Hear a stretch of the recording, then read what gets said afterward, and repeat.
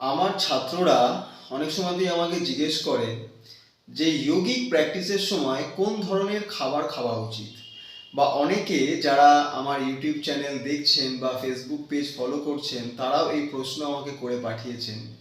অনেক সময় একটা কনফিউশন তৈরি হয়ে যায় যে আমরা নিরামিষ খাবো নাকি আমিষ খাবো, কোনটা বেশি ঠিক যোগিক প্র্যাকটিসের পক্ষে।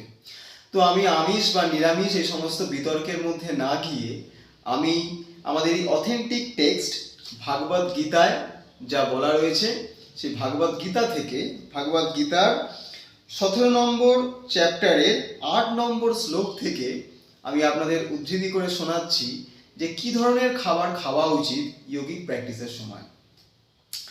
17 নম্বর অধ্যায়ের 8 নম্বর শ্লোকে বলা হচ্ছে, আয়ুষত্ব বলারোগ্য সুখ প্রীতি বিবর্ধনা রস্যা স্নিগ্ধা স্থিরা হৃদ্যা আহারা সাত্ত্বিকী প্রিয়া।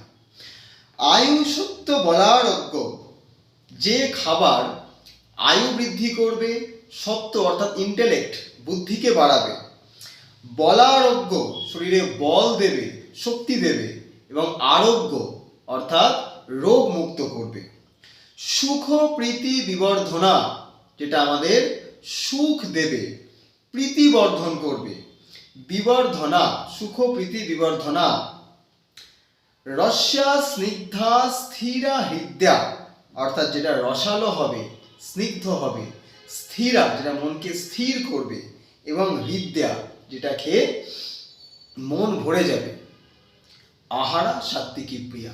এই ধরনের খাবারই সাত্ত্বিক ব্যক্তিদের প্রিয়।